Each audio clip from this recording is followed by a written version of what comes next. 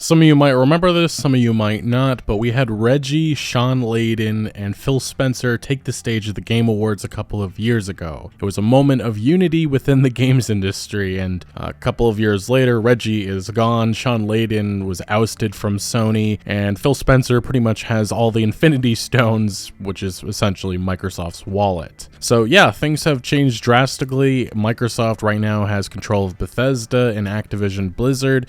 The Activision Blizzard deal obviously still going through its various phases of approval throughout the world with all the various governments that have to approve it. And the scrutiny coming from some of these governments like the UK isn't all that surprising, but most legal experts believe that eventually this deal will get complete. But the ramifications from what this deal means is we still don't exactly know. Even the Bethesda deal that was completed about a year or so ago, we still don't know exactly what's going to happen in the future for a lot of these beloved franchises, whether that be Fallout, The Elder Scrolls, Doom, but it does look like exclusivity is going to be the main focus for the foreseeable future, as we're seeing with Starfield and Redfall. But Sony obviously does not like that, because those big game franchises pull people away from the PlayStation platform and bring them to the Xbox platforms, whether that be PC or console. And that is not good news for PlayStation. And they do not have the wallet that Microsoft has to go out and get some of these huge acquisitions. But to be fair, Sony, this is what they've been doing for the last couple of years. With exclusivity, they've been using it to their advantage. They've used it with Spider-Man, they've used it with Final Fantasy, hell, they even used it with Bethesda right before that deal with Microsoft, in which games like Deathloop and Ghostwire Tokyo were timed exclusives. So ultimately, I do not have a dog in this fight with any of these consoles. Nintendo, I love the Switch for playing some of these classic experiences, games that I grew up with. PlayStation with my PS5, I love the exclusives, especially the ones on the way. God of War Ragnarok is my most anticipated game. With Xbox, backwards compatibility is just so important. I love going back and playing the games I also grew up with on that console. That feature is something I really wish Sony would have adopted, and they've kind of done some stuff with that, but I'd love to see them go much farther than what they have at this point. But my point of all saying that is that I do not have a dog in this fight. I understand that there are people that have built their online identities on these console wars. I constantly see it on social media. I find it personally ridiculous. But the reality is that we're starting to see the executives at the top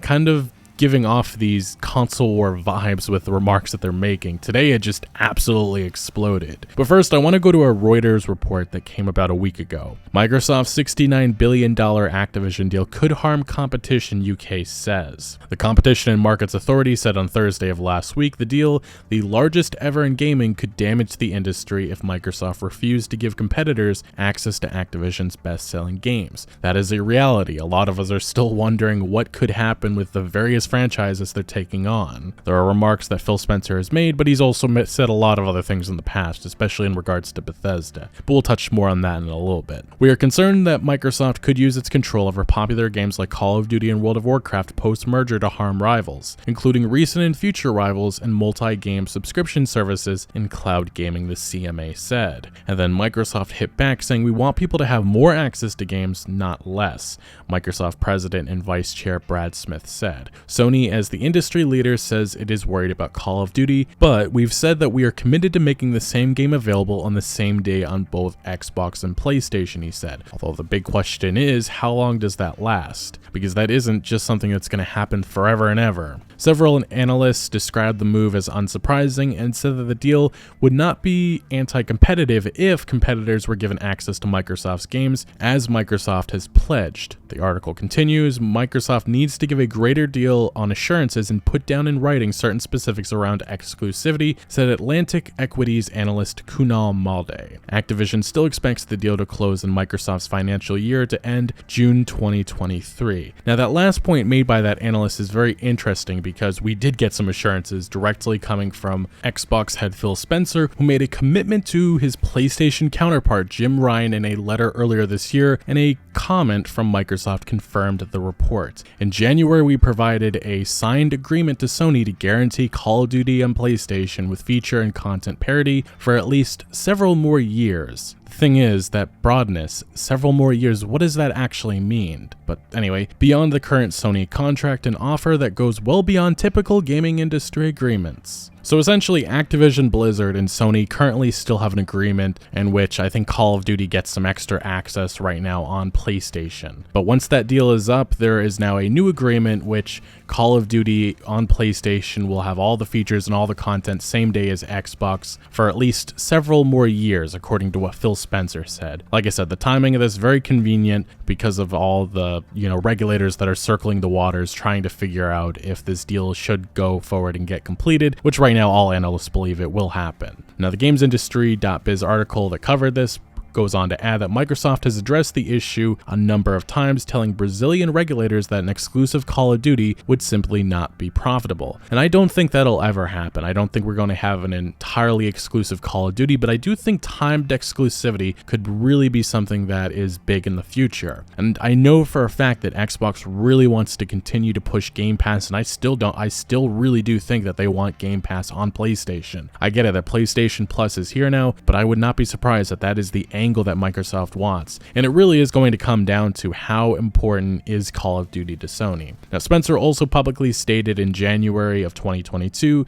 that Xbox intended to honor all of Activision Blizzard's existing agreements and confirmed our desire to keep Call of Duty on PlayStation. The specific commitment for multiple years of PlayStation support is notable, as when Xbox acquired Bethesda in 2020, Spencer was quick to reassure people that the move wasn't done to make games exclusive. However, the week after the Bethesda acquisition was finalized, Spencer was taking a different tone, saying, "If you're an Xbox customer, the thing I want you to know is that this is about delivering great exclusive games for you that ship on platforms where Game Pass exists." Thus my point about Game Pass and why Microsoft really wants to get that on every single platform they can. And I still think that is the move that right now they're angling for with this whole PlayStation situation. But now this is where things really ramp up, because today PlayStation head Jim Ryan came out with a statement which really attacked Microsoft. As GamesIndustry.biz points out, the current deal between Sony and Activision Blizzard around Call of Duty is believed to cover the next 3 releases, including this year's Call of Duty Modern Warfare 2. Then the question is about the future, and Ryan says, "I hadn't intended to comment on what I understood to be a private business discussion, but I feel the need to set the record straight because Phil Spencer brought this into the public forum. Microsoft has only offered for Call of Duty to remain on PlayStation for 3 years after the current agreement between Activision and Sony ends. After almost 20 years of Call of Duty on PlayStation, their proposal was inadequate on many levels and failed to take account of the impact on our gamers. We want to guarantee PlayStation gamers continue to have the highest quality Call of Duty experience, and Microsoft's proposal undermines this principle." That was the first time that we've seen Jim Ryan really come out attacking Microsoft, and supposedly it is because Microsoft went public with discussions that I guess PlayStation thought were private. But regardless, this is a huge mess, and it's going to be very interesting how all of this comes together in the future. But what is clear is that Microsoft, I do think, eventually are angling for some sort of exclusivity with Call of Duty. I don't think it's going to be the entirety of a game's life cycle, but it could be a couple weeks, could be a couple months of timed exclusivity or other additions to persuade players just to play on the Xbox platforms, or again, as Phil Spencer has said, the Game Pass platforms, which is again not PlayStation at this point in time. Now, looking at a timeline of future events, assuming that this Activision, Blizzard, and Xbox deal does in fact get complete, it could be assumed that this deal between Sony and Microsoft will come to an end probably right at the start of the next console generation, assuming that there is a PlayStation 6 or whatever is next for Xbox. So this will be something that we're talking about probably around, 2028, 2029. It does seem like it's a long time away, but the question is also how relevant will Call of Duty be at that point. Right now it is at the top of this industry in terms of shooter games, but you really never know how things will change, especially over the course of the next half or so decade. Unfortunately though, this whole ordeal, I highly doubt it's going to be solved anytime soon. Maybe there will be some sort of business deal that gets completed in the foreseeable future that makes everybody happy, but as it currently stands, we're looking at a future in which these console wars continue and things get even more heated. And obviously if Microsoft does do any sort of exclusivity, Sony will react, and they've been jumping out with some major acquisitions the last couple of years, and we could see future Bungie experiences, maybe future Destiny games being only on PlayStation. So pretty much more segregation within the AAA games industry, which is hardly surprising. But if Sony goes out and makes some huge acquisitions, whether that be Square Enix or Konami,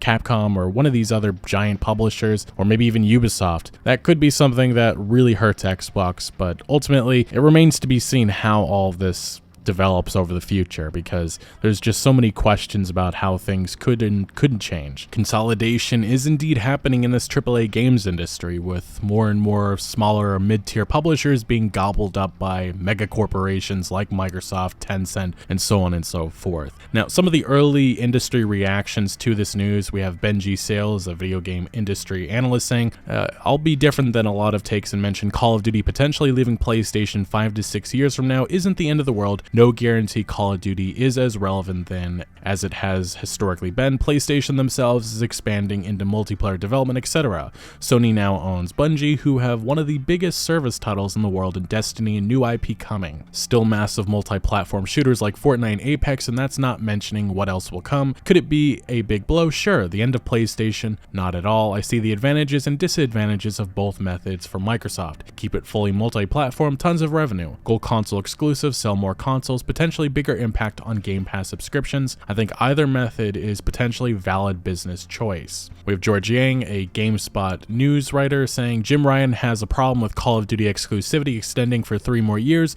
but has no issue keeping games like Forspoken off of Xbox for 2 years, LOL, and Xbox still doesn't even have Final Fantasy VII Remake, whatever the hell is going on behind that. Another user saying imagine gatekeeping games to make yourself a leader for generations, then start whining when others start doing the same. Jim Ryan, businessman, I get that, but no matter the platform, all platforms have a right to do their own exclusive deals for their fan bases, although over the years we've always heard complaining about that, so whatever. Gene Park, a Washington Post games reporter, said, so tired of this industry just being bought IP versus IP. I hope this inspires Sony studios or others to compete creatively with Call of Duty. It's absolutely possible other games are close. And this just goes back to my earlier point of how relevant will Call of Duty be in the next number of years. Jeff Grubb, another games industry writer, saying no one is really ever talking about their feelings or what is fair in business. Sony is posturing for potential negotiations and regulatory concessions. 8 years probably is okay, but what if Jim can get more? Well, he's gonna try, and that is a brilliant point to make. And yeah, these are all businesses. They're doing what's best in their own interest, and Sony coming out and attacking Microsoft while they're going through all of these regulatory commissions and all these governments throughout the world. It is indeed a smart business move, while also pushing back on the broadness that Microsoft has thus far offered. Anyway, it remains to be seen if Phil Spencer and Jim Ryan will be best buddies in the future. But what are your thoughts on this ordeal? How do you feel about Call of Duty exclusivity? Do you think PlayStation is on the right, Xbox on the wrong? Let me know down in the comments section below. But thank you for watching. Make sure to leave a like if you did enjoy this video or if you found any informative value, and make sure to follow my other social media accounts for updates on new videos. Links are always down in the description below. I'm most active on Twitter, giving opinions on news that I do not always get into video form, so do make sure to follow me over there. Also check out my Discord for all sorts of discussion on games. And again, thank you for joining. Consider subscribing for more videos like this, and I'll see you later.